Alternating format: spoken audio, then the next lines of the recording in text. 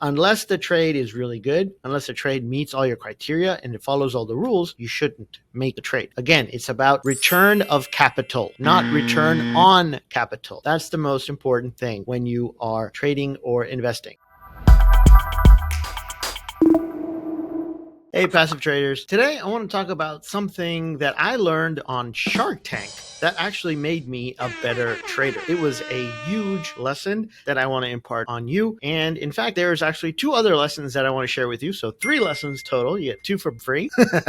And the trading one I'm going to share last. So you have to stick around. All right. So what is Shark Tank? Basically, it is a TV show. It's been on the air for years. I've been watching it for a long time. For me, I like it. It's exciting. It's about business and marketing and whatnot. Basically, you have business owners that come into the Shark Tank, and there are 5 investors, which they call the shark. And then the business owner then tells them about their business and says, this is what I'm looking for. I'm looking for money, and I'm willing to sell part of my company. And then the investors then go ahead and ask questions, and sometimes they make fun. Sometimes they give praise. Sometimes they fight with each other about the deal. And then it's just, they drama it up a little bit, but it's fun to watch. And these sharks, and they're usually, sometimes they get interchanged, but they're usually the normal ones are there all the time, and they've really become household names. Before this show, people didn't know most of these people, like almost all of them. They were unknowns, even though they were business owners, they were wealthy, and in their own respective niches, they might have been well known, but now they're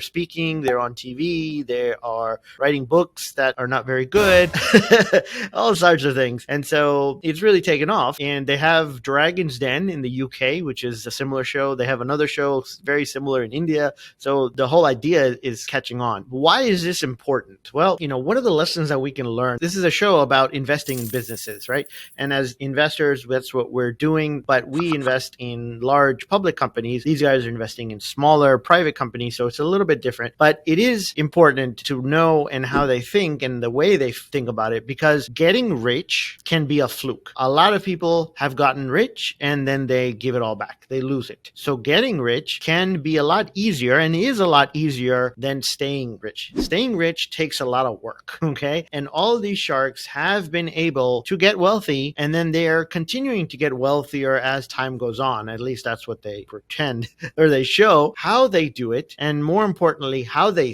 think, is what we need to take away from this show. So this will help you in choosing what companies to buy and what companies to trade. So what do the sharks look for? Well, number one, they look for a company that can explode, a company that is on the verge of growing very, very quickly, going viral, scaling. All they want to do is they want to put cash into that company, and that's it. Just throw gas on fire, right? They don't want to work too much unless the deal can grow a lot. So they're really looking for a business owner who's got a great idea, has got a great niche, has marketing in place, knows what their costs are, knows what their expenses are, knows what their manufacturing everything is, and all they have to do is, they need money, and then that's it. They can explode. For us, these are companies that can appreciate stock-wise. So they're probably smaller companies. They're not like the big mega cap companies, but they're the smaller companies, and they are ready to grow. So if it's like a local restaurant that of that's very popular, they just go public, that might be something that you can just invest in and it's going to grow,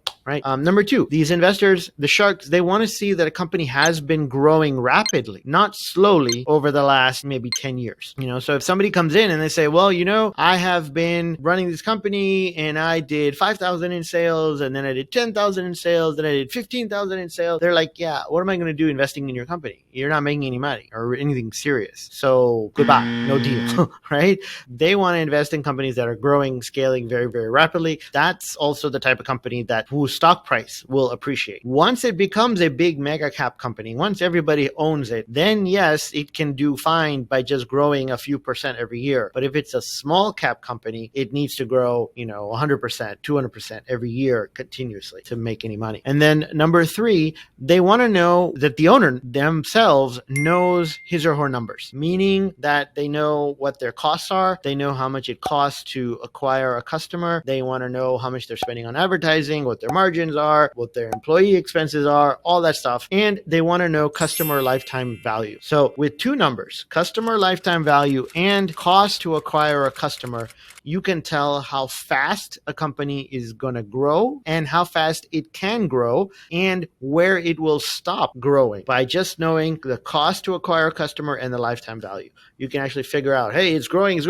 great, but then eventually it's going to hit a plateau, and you can do the math and figure that out. But number 4, this is the thing that I was talking about that helped me in my trading. The most important thing they want to know is not how much money they're going to make. That's what you would think. You're like, oh yeah, hey, how much money am I going to make? What's my return on investment? That's not their number one factor. That's not what they're looking for. I mean, they do want that, of course, but they want to know one other thing that's even more important. I wonder if you can guess what it is. What do you think as a trader, as an investor, what do you think is the number one most important thing that you should know before you make any investment in a company, any type of investment? What is the number one thing that you need to know? What do you think it is? I'll pause here for just a couple seconds for you to think it over. All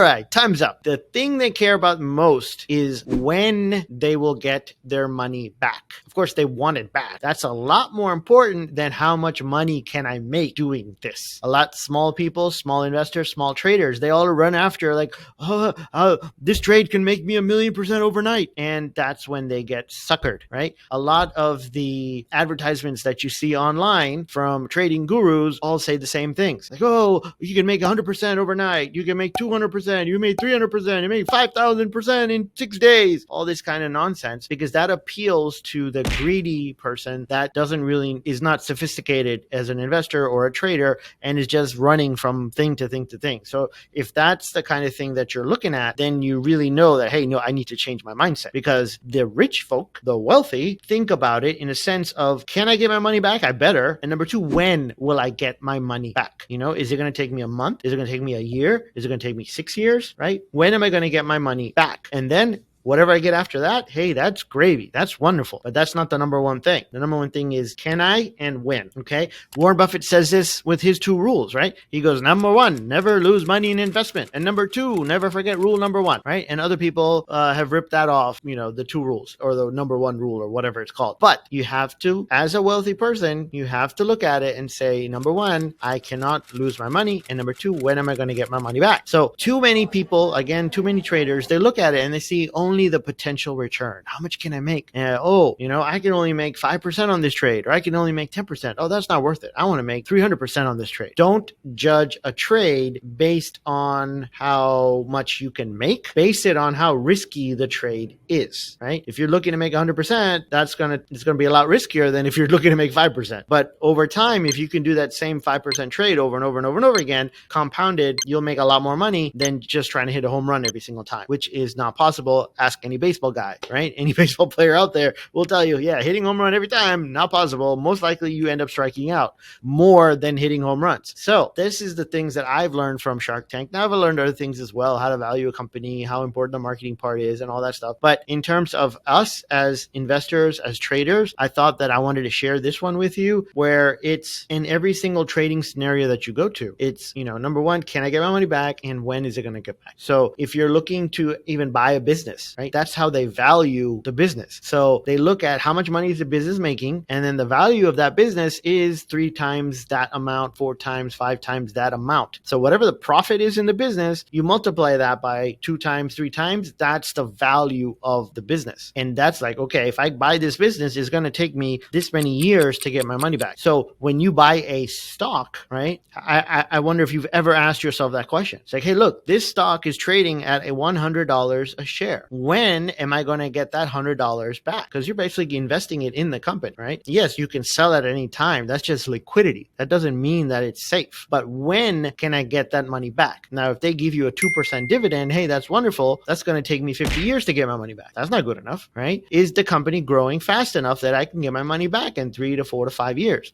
Now, a lot of these public companies, their multiple is so high that it's going to take you 20, 30 years to get your money back. I don't know if that's a safe bet. Hopefully we think, oh, a stock went up, it doubled, but how long did it take to double? That's when you get your money back. How long does it take to double? So these are all concepts that we aren't taught when we're trading. These are not concepts that we're talked about when we're learning to invest. But the number one rule, and I guess Warren Buffett does put it out there, but not enough people understand what he's talking about. They just think, oh yeah, don't lose on a trade. No, it's not don't lose on a trade. It's the investment that I'm putting into this. When am I going to get it back? And if that time frame is too long, or if it's too uncertain, then it's not an investment that you should make. Because one thing I have learned is that there are opportunities around every corner. And if you look at just this Shark Tank show, they have people coming in the door, one after another, after another, after another. So if the shark is like, hey, I don't make a deal on this one, it's okay. I'll make a deal on the next one. I'll make a deal on the next one. I'll make a deal on the next one. And with us as passive traders, there's thousands of trades that we can do. Any single day you can go in and you can find trades. So unless the trade is really good, unless the trade meets all your criteria and it follows all the rules, you shouldn't make the trade, right? Again, it's about return of capital, not return on capital. That's the most important thing when you are trading or investing. The number one thing, again, return of capital, not return on capital. So keep that in mind. Keep it in the back of your mind. Remember that, especially when you're making any kind of investments. And I wish you all the best. Trade with the odds in your favor, and we will see you next time.